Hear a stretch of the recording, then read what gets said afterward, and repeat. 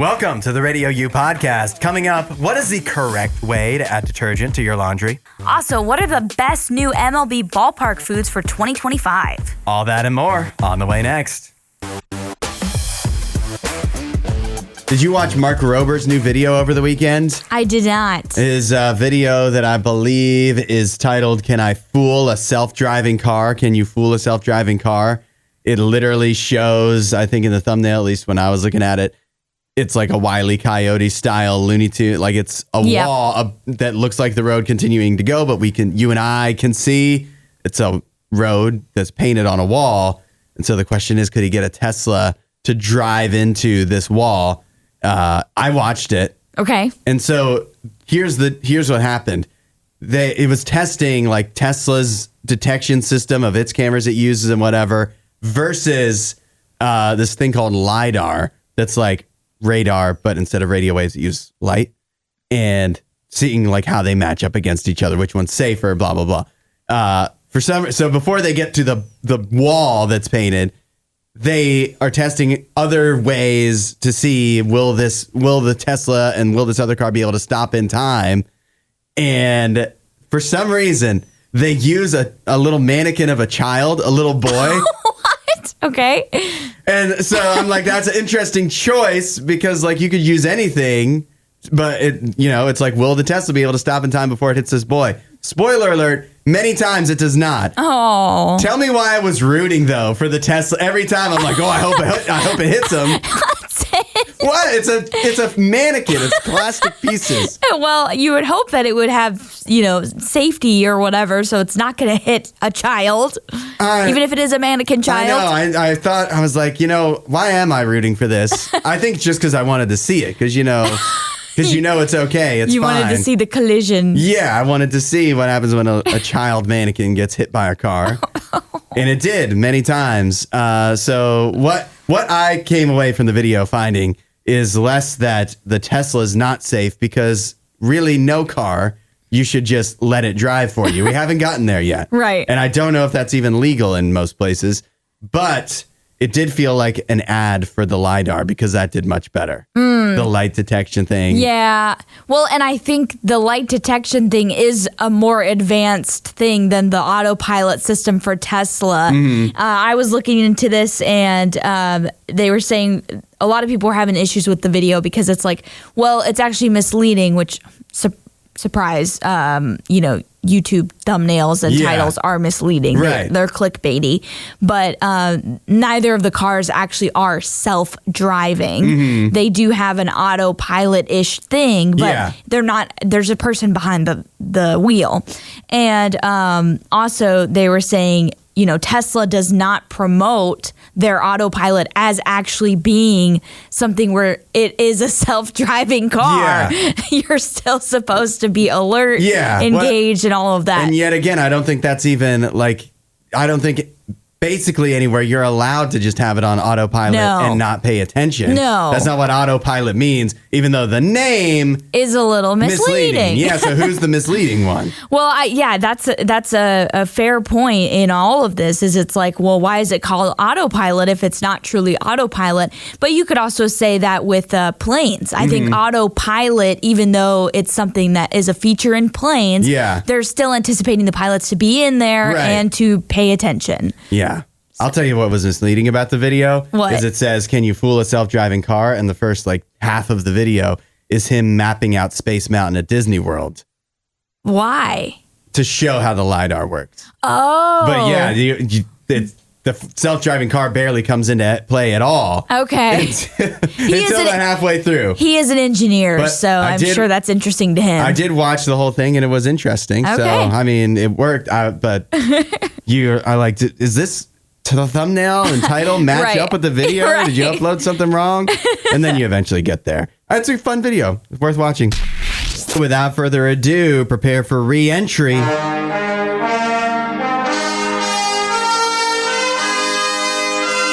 Hudson and Alley in space. Well, that is absolutely what Butch Wilmore and Sonny Williams are expecting today, Hudson. Re-entry. Yeah. They are supposed to have a splashdown tonight at 5:57 p.m. They will be splashing down in Florida after being stuck in space for... let's see here. How long was that? Like 9 months?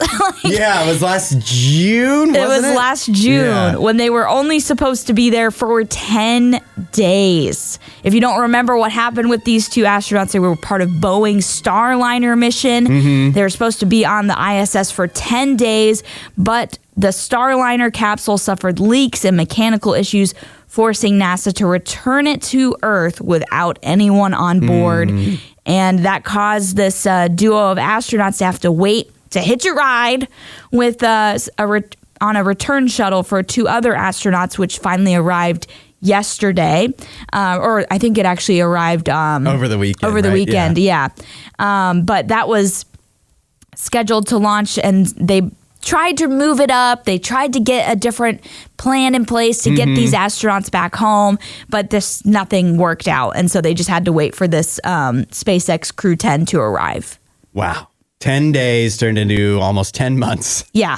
In space. Here's a real question. There's people that have been on the space station longer, but they were just meant to be there longer, yes, right? Yes. Like people have spent years up there? I don't know if they've spent years. I know there have been people that have been there for over a year, but they do say once you get to that year marker, it starts to get a little dangerous. Yeah. Because your muscles start to atrophy. Yeah. So this is what I'm wondering is like, are there, besides obviously just a rocket crashing down from space with you inside, as always, there's some danger to it. But once they are back on Earth, they haven't been up there so long, they would turn into a puddle of goo or something. No. Or something like that. No, the ISS has things with it that will help them kind of get ready and acclimate back to being on Earth. So there's things that they do to make sure that you're not like completely,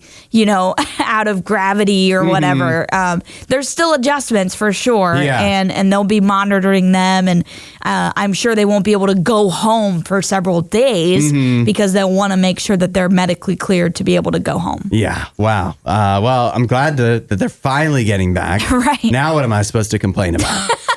Right. What are we going to do for, the in-space segment now? Yeah. We've been talking about these astronauts for literally 9 months. And every time we have some other space headline where they're like, we're going to launch this thing or whatever. And I'm like, well, how are you going to do that when you haven't brought these people back home to their families yet or whatever? Yeah, can't complain about that anymore. Yeah. I wonder what that reunions are going to be like. I don't even know. I don't know the family situations of these people. Are they married? Yeah. Have they been away from their spouse? To each other?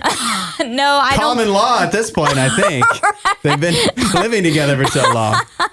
No, but I'm like, come on. Like, do you have kids? Are you married? Like, that's got to be hard to be away from them for 9 months. Maybe at least one of the two of them, it was like, man, it's been so nice and quiet. I have to go back to life. Well, they were up there with other astronauts. It's not like they were alone. At least, I'm sure that there was some aspect of like, well, I might be stuck in space, but at least I don't have worries, Like I don't have to go get an oil change or anything like that. Oh, yeah, true. Yeah. I think I would get stir crazy up there for 9 months. Yeah. Not being able to go do stuff. I not be able to play pickleball. But you got to be. I couldn't do it.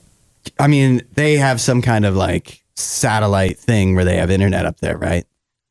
Maybe. I mean, they can like video call with people. Yes. So they must be able to stream Netflix. Like they got to be caught up on all the shows and everything. They've been watching Love Is Blind. Yeah, seriously. Like they have to like have an incredible level of knowledge of current entertainment. Yeah. That sounds like that would be, I would want that for the astronauts. Yeah. I want that for them. If I was up there. I'd just be watching shows. I would love to interview them and not ask them any questions about space. Just be like, so what did you watch up there? Yeah, can you recap Severance for me? Like, what do you think of the new season?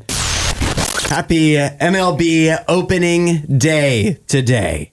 The very first game of the season this morning in Tokyo, Japan, the Cubs and Dodgers. I'm celebrating by wearing my brand new throwback Montreal Expos jersey that our friend Chad from Pennsylvania sent us. I'm anticipating a lot of people stopping me and having conversations about this. Yes, I'm excited to hear about those conversations.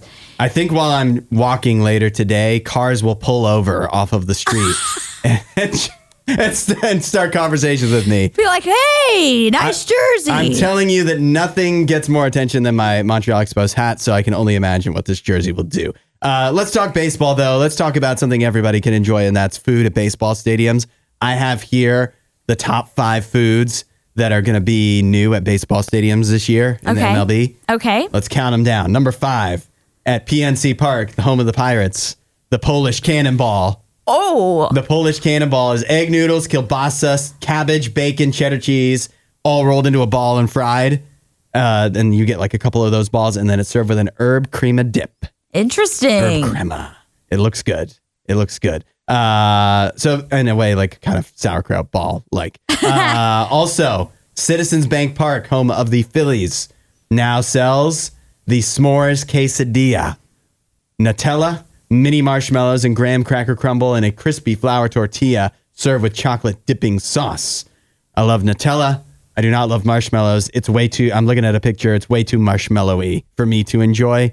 But it's still... That's looking real good, Hudson. It's still kind of tempting. That looks really, really good. Is it still tempting when you hear that it's $11.49? Ooh, maybe not. You know what? For a stadium, for a baseball stadium, that's actually not horrible. It's not terrible, but I mean, I feel like to get a dessert is like... That's really like a meal price. Yeah. At a park that I've been to many times, Camden Yards, home of the Baltimore Orioles, they're now serving the Warehouse Burger. 2 beef patties topped with queso fundido. What's that? I think it's just a form of queso. I'm not sure what the fundido part is. Fried onions, Grillo's pickle de gallo. I didn't misspeak. That is pickle de gallo. Yeah, not pico de gallo. And whistle sauce, which I don't know what that is. And it's all served on a pretzel bun. It is a mountain of a burger. That looks absolutely amazing, though. How would you actually eat that, though? You're not going to fit that in your mouth. No, you're going to have to piece it apart at a ballpark. It's really tall, so it's messy. And then it's also got queso fundido all over it and pickle de gallo, 2 other messy things. So I don't know how you're going to need a lot of napkins for that. Yes. But number 2 on this list, Allie, of the best new ballpark foods at baseball stadiums for 2025, this is perfect for you. At Oracle Park, home of the San Francisco Giants, they now sell a 98-ounce souvenir bat filled with popcorn, 98 ounces of popcorn, and free refills, Allie. Oh! Free refills. You get all the popcorn you want. It is almost $25, though. You're going to have to eat a lot of popcorn. Yeah, you're going to have to definitely eat a lot. But that looks so awesome. I definitely want that. I have somebody I play pickleball with who is a San Francisco Giants fan, so I'm going to tell him if he ever does end up going to a game this year, because he was just in Arizona for spring training. I'll be like, you have to get me one of these. That looks so fun. And it'd be obviously a great souvenir to take home with you too. Absolutely. So that $22 isn't just for the popcorn. Right. Yeah. The unlimited popcorn, I might add. And I think that's a reasonable price for a souvenir item in today's economy. Yeah. Really not for bad. that big baseball bat. Finally, Dakin Park. Do you know where Dakin Park, which team plays at Dakin Park? Because I've never heard of it. I'm going to go with somewhere in Michigan. No. Dakin Park, a.k.a. Minute Maid Field. Oh. Home of the Astros. Okay. I guess they don't call it Minute Maid Field anymore or whatever. Minute Maid Stadium, whatever it was called. Dakin Park is home of the Astros. They sell the Daddy Mac dog. This is perfect for me. Ooh. A foot-long Angus beef frank, chopped brisket, macaroni and cheese, barbecue sauce, and crispy dill pickle. All for $15.79. Not horrible. Yeah, this does not look appetizing to me. It's like 2 meals in one. It's a hot dog. And mac and cheese and brisket. That's like 3 meals in one. Yeah. For $15. I would have stopped at the brisket. I would have left the mac and cheese off. Oh, I think it sounds great. Allie, what's the craziest thing you've ever eaten at a baseball stadium? I had a Fruit Loops hot dog. Oh, I was like, I was trying to. I didn't know they sold Fruit Loops. Yeah, well, that would be crazy too, I guess. That would be crazy. Cereal at the ballpark, but yeah, Fruit Loops hot dog. Which stadium was that at? That was at Progressive Field. Okay, home of the Guardians. Yes, I had at whatever the Diamondbacks call their stadium. I had a churro hot dog. Oh. Which it did not have a hot dog in it, but it's a churro dog. Yeah, okay. They made a churro into a hot dog. It was pretty good. Very expensive. Well. Happy opening day indeed. It's Love 'em or Leave 'em on Radio U. Whenever you've got a relationship situation you need some help with, 8772 Radio U. Let us know. We are here to help, and you can help sort out this situation. We have a couple that's about to get married. Wedding coming up. Very exciting. Actually, this one comes to us all the way from Canada. Which I like to see. However, the issue lies not with the couple getting married, but the bride and her mother. Oh, no. So here we go. I'm trying to figure out why my mom is telling our wedding guests to buy cheaper versions of the items on our wedding registry. Then she's also marked off the originals as if they've already been purchased. She never did this with any of my brother's weddings. My registry isn't extravagant. The most expensive thing is a set of pots and pans I'm converted from Canadian to American dollars, $355. The average item is $90. For example, she was offended by a $135 kitchen tool set, and she said they could get you one for $22 on Amazon.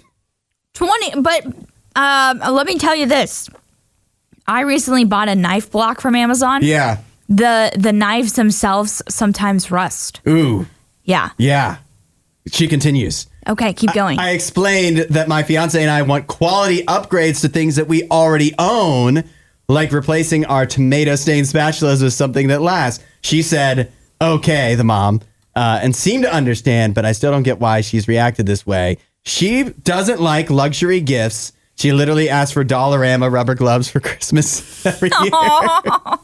Even though she is financially comfortable, like they have a vacation property and stuff like that. My parents are doing well. However, she does buy nice gifts for my siblings and their kids, so it just really threw me off what she's done to my wedding registry. 8772 Radio U. How do you handle your mom instructing people at your wedding to buy stuff that's not on your registry, or cheaper versions of what's on your registry?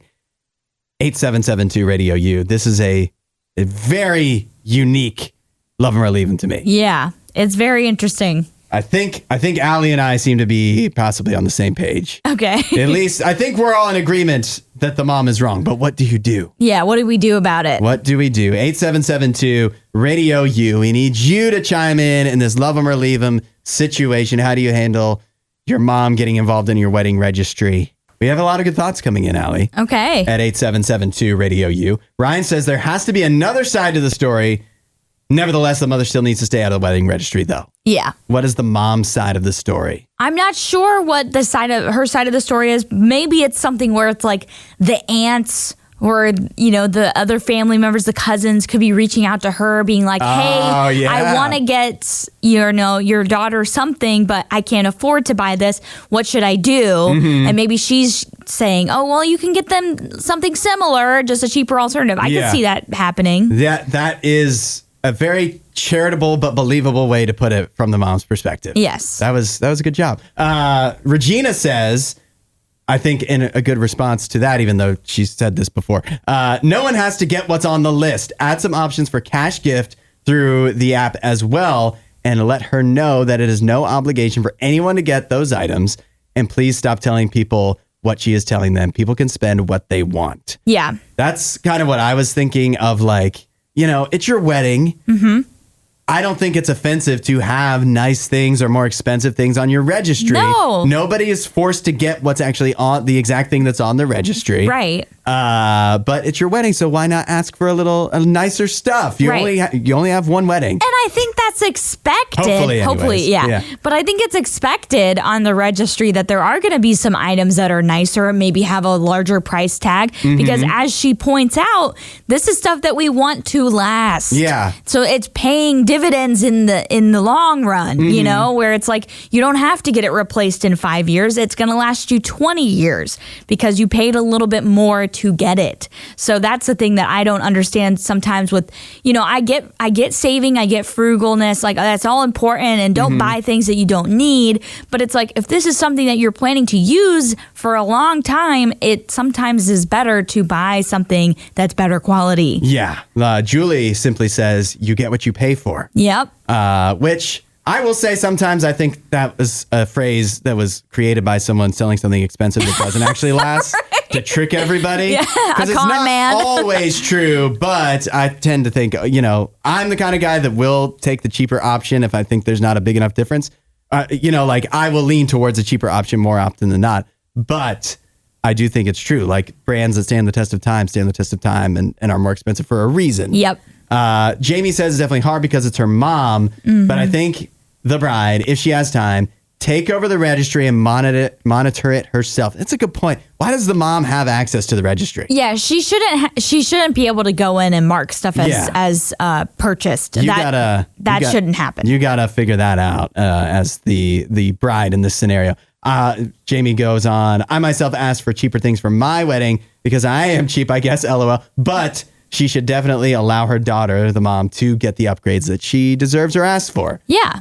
I mean, marking stuff off. Right. That's just rude. It's her wedding. Like, let her have her wedding. This is a part of that process. Yeah. Is being able to have the ability to ask for things that you want. And in some scenarios, it's not exactly things you need. Yeah. But you get to ask for things that you want. Gifts. Yes, they're gifts. People want to be generous to you when you first get married. They want to give you money. They want to help you out, set up your new life, your new house, whatever your situation is. And so, yeah. It's just ridiculous to try and be like, get involved and try and commandeer this whole thing. It's like, this is her wedding. Let her have her wedding. One last one, and this love or leaving from Amber. This is so good, though. She says, frugality when you're living comfortably tends to be more emotional than logical. That's why you have people dropping thousands on vacations, but refusing to turn on the heat to save a few bucks. This is so good. Something in your registry might have just happened to sit with your mom wrong. Like, why would anyone pay $180 for utensils? And then she could have started viewing the entire registry as overpriced. It's not logical. It doesn't necessarily say anything about your actual registry, your relationship with her, or any comparisons with your brothers. Yeah.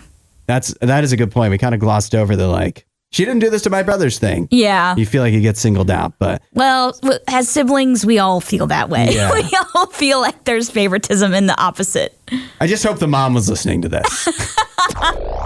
David Zaslav, the CEO of Warner Discovery, he has a vendetta, a personal mission that he is on to completely eradicate Looney Tunes from the world, I believe. Looney Tunes, all of the classic cartoons have now been wiped from Max. All the Daffy Duck, all the Bugs Bunny, the Elmer Fudd, the Porky Pig, and this comes just days after a new Looney Tunes movie was released in theaters. Yeah, this is crazy because one of the reasons I loved Max when it first came out, and one of the reasons I got it was because it had all of those classic shows on it. It had all of the Hanna-Barbera stuff on it because I loved watching those. Johnny Quest, Scooby-Doo, the Jetsons, the Flintstones, and it had all the classic Looney Tunes stuff too. And so, it's really concerning to me a little bit that they would just remove it this erratically. Yeah. It feels erratic, at least. Maybe it was planned, maybe not. I don't know. I don't know if you remember, but they've been doing, in regards to Max, a long, delicate dance in slowly and surely pulling all the Looney Tunes stuff. They'll take a bunch, and then people will get upset, and they'll be like, oh, no, we'll put most of it back on, and whatever. And this has been going on for a couple of years now. But now it has culminated with literally any of the classic stuff that you would remember from when you were a child. Yeah. That was made in the 30s, or I don't know if it goes back that far, but the old stuff. Yeah. Old Looney Tunes, which are great. Yes. Have all been removed. And remember that movie came out over the weekend. It's Porky Pig and Daffy Duck. It's called The Day the Earth Blew Up. Max, or Warner Brothers Discovery, try as they might, basically didn't want that to release. It was only released this weekend because a different distributor bought it and put it out. Wow. But Warner Brothers didn't even want to put that out. So they really, the only things left regarding Looney Tunes that are on Max are the Looney Tunes cartoons, which that's the most recent thing released in 2020, and the new Looney Tunes, which is from 2015. That's still on there. Even like Space Jam. Space Jam is on Netflix. Space Jam: A New Legacy, the LeBron one, and Looney Tunes Back in Action, another recent mix of live action and animated Looney Tunes. Was that the one with Brandon Fraser? With Brandon Fraser. Not streaming anywhere. What? Yeah. That's such a fun movie. That needs to be on Max. Yeah. Come on. And Space Jam: A New Legacy, I don't know why they why would they hide that one? Yeah. There are other places. It looks like if you have Roku, there's a Looney Tunes classic channel on Roku. Okay. That might be your best bet for finding most of the classic Looney Tunes, which we should all go do today in protest. Yeah, we should bump their numbers up a bunch. Yeah. I don't know why. It says that Max is trying to become less kid-friendly and more adult-focused. I've also heard, I don't see it mentioned here, but I've heard that Warner Bros. Discovery may be working on like their version of a free ad, like Tubi or whatever, their version of that. Okay. So maybe this would find its way there. That's where it would go. One day, whenever that launches. But why do that now? But Why take they them off still now? have all the Hanna-Barbera shows on there. And For now. Yeah, that's, again, this is what worries me, is it worries me that this is a sign of what's coming, which is, it's like, those were the ones I watched more of, and I'm worried that they'll take those away. But what do you mean you want to make it more adult? Yes, you have a more adult portion of your streaming service. It's called HBO. Yeah. And people go over to HBO It's for all the segmented. adult stuff. Yeah. Everybody doesn't have to watch everything that's on there. Exactly. And you still have the shows like Full House on Max. Is that an adult show? Come on. That's if that's the excuse they're giving, that's bullcrap. All right, Allie, what's your favorite classic Looney Tune? Honestly, like a specific cartoon. Yeah, can you think of one? I love the one when Bugs Bunny is the conductor. Oh, that's a classic. I love that Yeah. one. Yeah. I like Duck Amuck. Duck Amuck. It's anything with, I'm a Daffy guy. Yeah. My dad. Well, my dad actually, he always used to say, "What's up, Doc?" So he was definitely a Bugs Bunny guy. Yeah. But we loved both of those characters, and Elmer Fudd too. So. Go find some Looney Tunes today and stream it to show Max that we still want this around. Yes.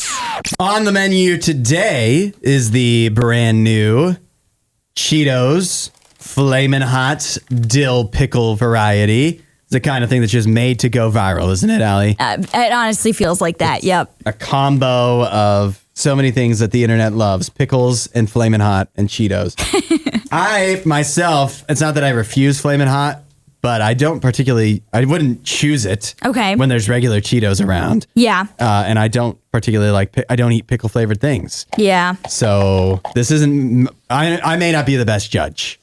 It smells a little pickly. It smells very pickly. You definitely get a big whiff of pickle when you do take a sniff of this. How are you doing over there? The pickle is strong. A little The pickle is strong with this one. A little too strong. I don't know if I like it. I also don't. I'm not a huge spicy person, so the Flaming Hot is also just not something I would go for. I kind of don't mind the flavor. I think maybe I'm just a baby. I mean, I like spicy things. I'm just a baby. It's just Flamin' Hot is just so in my face that it's like, I like spice, but not just for spice sake. Yeah. And that's what Flamin' Hot feels to me. Yeah.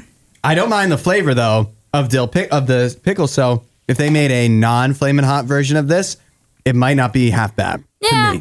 To me, I don't like the pickle at all. But yeah, the spice is getting me a little bit. I can feel it pinching like the back of my throat. Like the spiciest chips or like snack I go for is like the sweet, spicy chili Doritos or whatever. Yeah. Because those are so good, but that's like the most I can do. Yeah. It's better than I was expecting it to be. Yeah, it's not horrible. And something about it has me drawn back wanting more. You want more of the pickle. And there's a whole bag there. I do. Uh-oh. I might need some. We know Nene's not going to eat them. He doesn't like anything spicy. I kind of wanted to invite him in on this. We might need to get him to try it. But even if he closed his eyes, he would be able to see and also smell that this was a Flamin' Hot thing. And so I don't think we could have gotten away with tricking him on this one. I actually, surprisingly good. I'll say that. Yeah, I would say it's not terrible, but not for me. Cheetos, Flamin' Hot, Dill Pickle, the latest food fights here on Radio U. Here's a pop quiz for you, Allie. Oh, okay. What do you prefer? Do you like an artist or a band that makes basically the same album over and over and over again? Or do you like them to change it up as they go along and get something a little new and surprising every time they put out new music? I like something a little new and surprising. I enjoy the change up. Now, I don't want them to completely change genres. You know, I want them to stick. If they're a rock band, I want them to continue doing rock music. Yeah. But I would like to see some progression over time. You know, bands in theory should change as they get into different phases of, you know, their lives and what they're going through. And so they should be experimenting and trying new things. Yeah.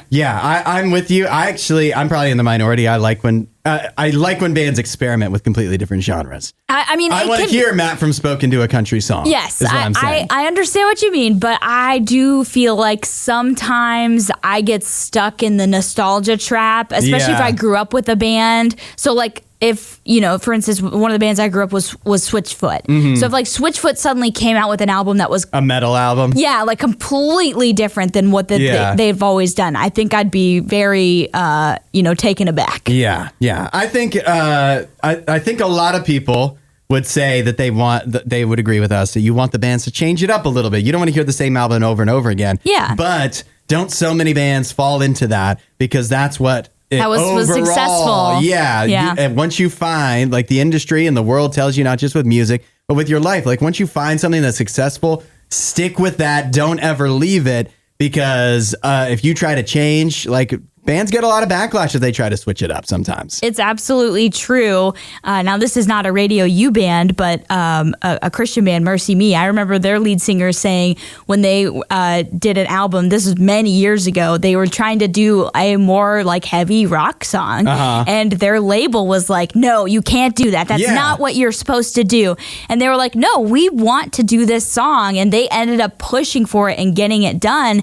And in my opinion, it's one of their best songs. And so it's just like, sometimes you need to have that breakout of like just not wanting to go with the grain all the time. Yeah, you know, that's it's so great that you mentioned that their record label wanted them. They had defined them as one thing and wanted them to stick with that. And they're like, no, we're different. Like, we can do other things. We can grow and improve and do, and you know, we have more to us. Right. The world often wants us, like, it almost encourages you to define yourself early on, figure out what your Instagram bio is, and then stick with that your entire life and never let it change. Now, some things you are worth holding on to. Like, when you do find success with stuff, sometimes it is worth holding on to. At the same time, we're not all complete people at 22. Right. You gotta, there's so much more to learn in life. And we often get stuck in a like, well, this is who I am, and so this is what I'm going to be, and this is how it's going to be forever. It doesn't have to be that way. In fact, God doesn't want you to be that way. Whether you're already a Christian or not, God wants to help you continue to grow. Like, you're not a perfect person at 15 or 22 or wherever you, like, whatever age you are in life. Yeah. There's so much more growing that each of us can do.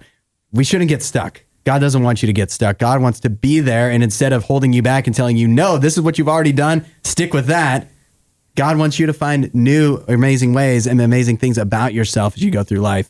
And he wants to help you with that. Absolutely. Never stop learning, never stop growing, and also never stop being humble. The moment you think that you've arrived, that's probably a sign that you're the furthest from arriving. You know what I mean? Yeah. Like, you are actually way, way back compared to where you should be. But never stop that. I can't tell you how many times I thought I arrived.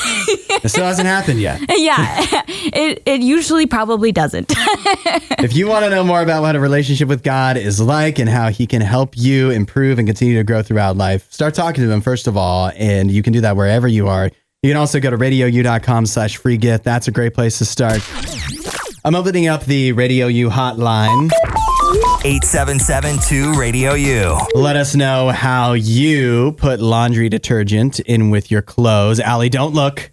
I'm not looking. What do you do? How do you put laundry detergent? What is your process? I use the pods. You use pods? Yes. You're getting ripped off. Oh, am I? Yeah, you get way more loads with a tub of the liquid. Oh, well, I don't do a lot of laundry. I live by myself. Yeah, well, that totally breaks this game. But the pods, I mean, come on. I mean, I've had my thing of pods for like 2 months, and I still have plenty left. If you buy it so infrequently. I do laundry like once per week. Mm-hmm. Even if you are wasting money, it only adds up very, very, very slowly. Yes. The money you're wasting. Exactly. Okay. I'll tell you that there's a TikTok going around. Okay. That shows that those of us money conscious folks that use laundry detergent in a liquid form have wildly different ways of putting it into the machine. Okay. And it's one of those things where like you just think the way you do it is normal. Yeah. And when you find out that somebody else does it differently, you're like, it's wrong. Your mind. So right. If you had liquid detergent, put on your money saving shoes. If you had liquid detergent, how would you put that in the washer? So if I have, the front loading or the top or whatever, then I would just pour it into the cup. Yep. The lid. Yeah. And then I would go like that. Okay. Around Nobody can see you except for me. Around in the circle and pour it out. You would pour it into the cup. Yes. To measure? Or just... I would probably feel it out based off of how much laundry I need to get done that day. Okay, so you're not measuring. You're just pouring into the cup for what purpose then?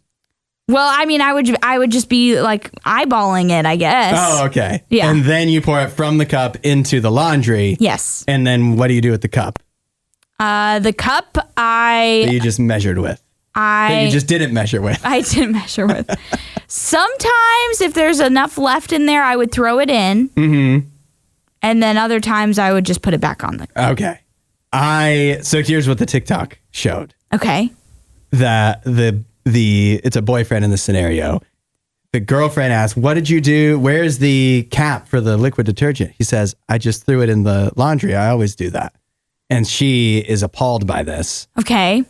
The comments mostly lean with the guy that this is the normal thing to do. You measure with the cup. Yep. And then you put the cup in the laundry. But the people that do not do that are completely baffled by this whole situation. You're wasting the detergent if you don't throw it in there. And the cup gets all slimy. Yeah. And then what do you do with the slimy cup? Isn't that normal to do it that way? This is what I'm saying.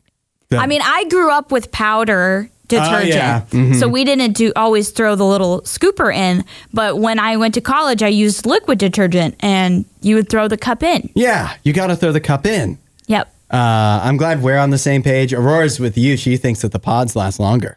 I like I said, I don't do laundry a lot, like once or twice a week, but I haven't had any issues with the pods, lasting a long time. And I always buy them on sale with like the Kroger coupons. I always think the pods. Because how much would you say you spend on like a bottle of the liquid detergent? It depends how big of one I get. So the one you normally get. The big one, man, I don't even know, like $12 maybe? Yeah.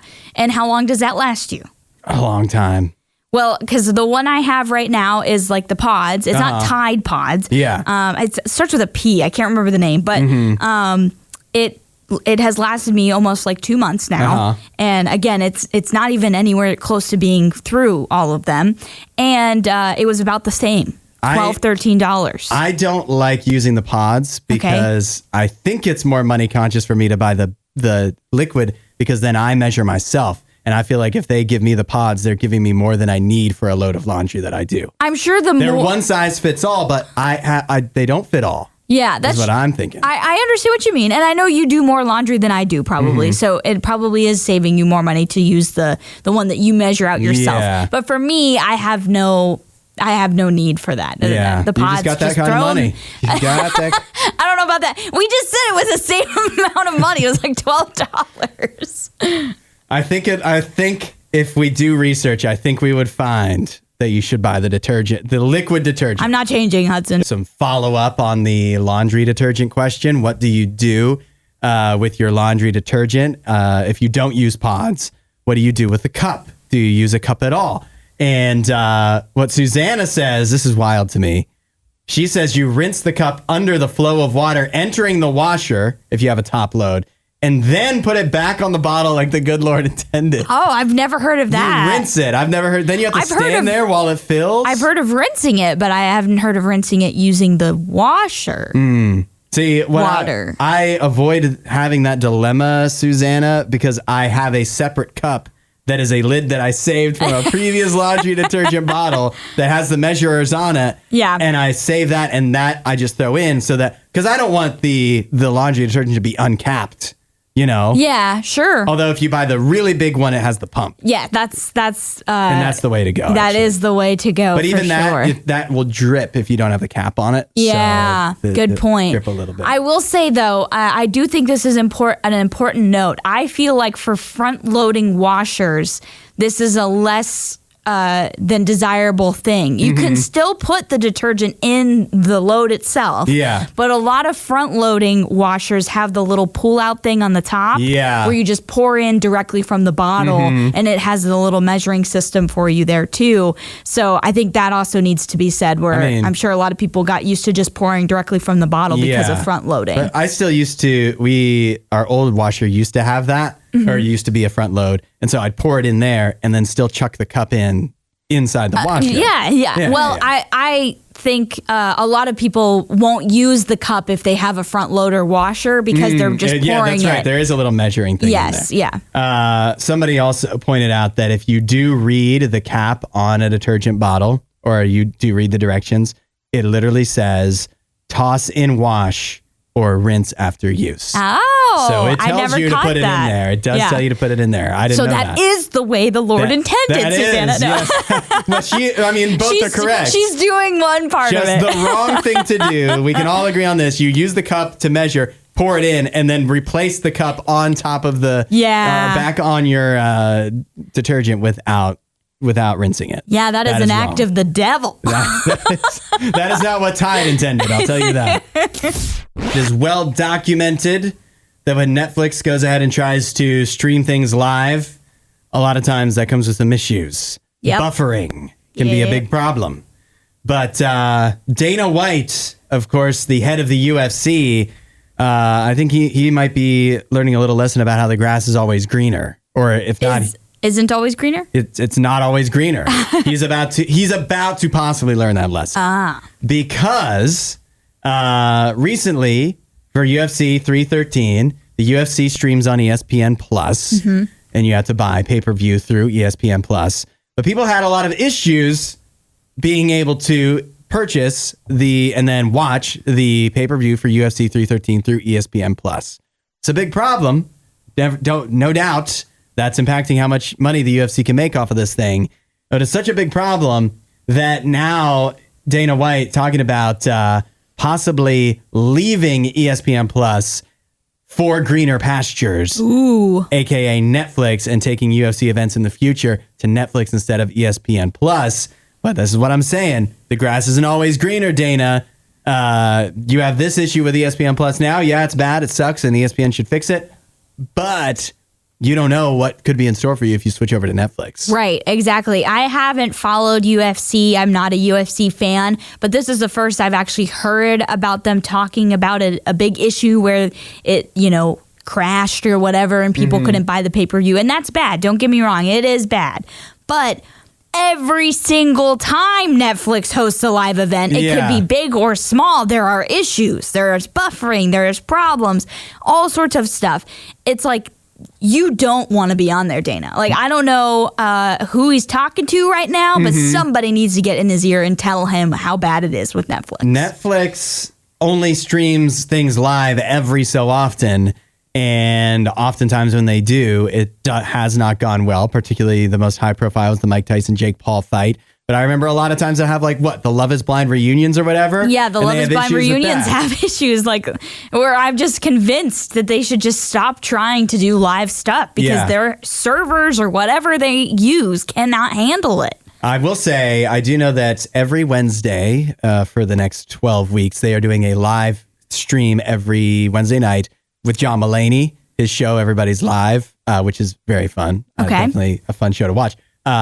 So they're testing that out on like a weekly basis. Maybe they're working out more of the kinks. But the thing is, Netflix only streams things every so often. They always seem to have issues with it. Versus ESPN Plus is streaming always live streaming something. Yeah. I guess every once in a while you're bound to have issues. Now, according to this report, it says this has been a bad marriage for a couple of years for both parties. The UFC is frustrated with the technology that ESPN is not up to speed yet, and ESPN is frustrated because they're not getting the pay-per-view buys that were expected. I guess not as many people are showing up to watch on ESPN Plus, so everybody's unhappy. But I just want to say to Dana White and to UFC, because it says that Netflix would surely be the UFC's next landing spot.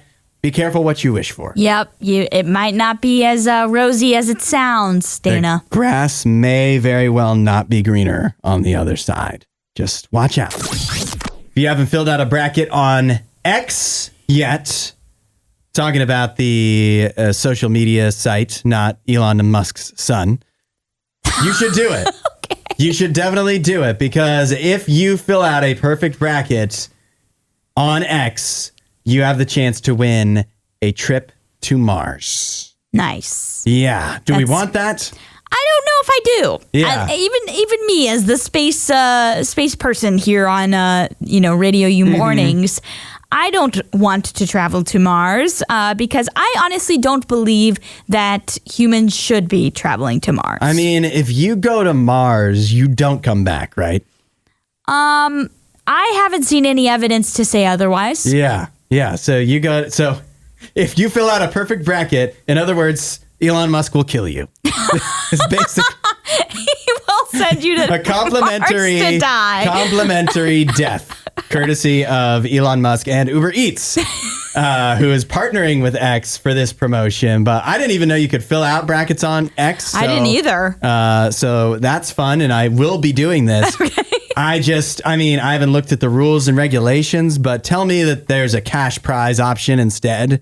Yeah, I would think I would like for there to be an opt out if you because it feels like this would be the perfect bracket you end up getting, the one you don't want and the prize for. Some might be like, well, if you get to go to Mars though, like that's even if you do die there, you get to go down in history as the first person. Yeah, like one of the first people to ever go. And I'm like, but if I fill out a perfect bracket, I'm already going down in history. As filling out a perfect bracket. Yeah. As people would remember your name for doing that. So I don't want this.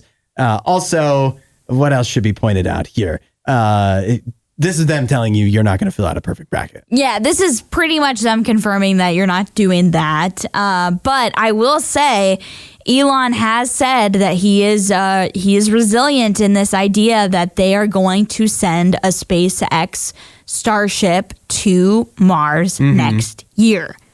And that is insane to me. Yeah.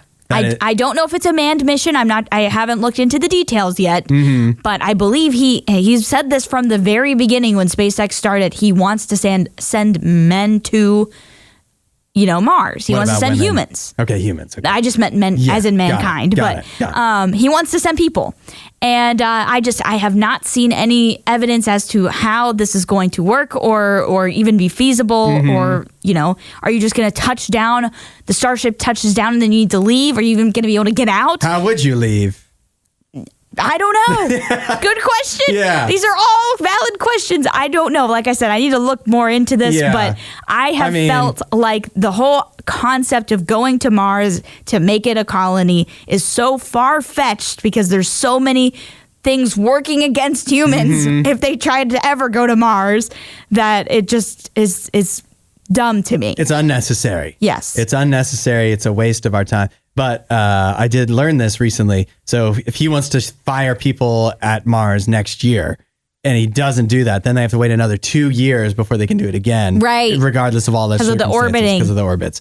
I guess technically you could do it any time, but it would take so much longer. Right. That it'd be a waste of time. You might as well just wait here on Earth.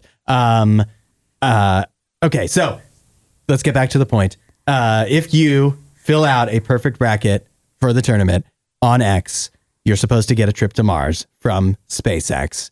I also think you should point out that like a lot of people aren't even fit to go to space. I don't think I'd be allowed to go to space. Right. I don't think they would let me go anywhere. Astronauts need to be like in tip-top health, like they need to be in good condition. Yeah. But all this said, we're about to find out. I guess. I'm about to find out. Oh, are you going to fill out a perfect bracket? Yes. Okay. And so we'll see. You're at that declaring point. it now. Yes, we will find out what the actual rules are. If there's a cash prize.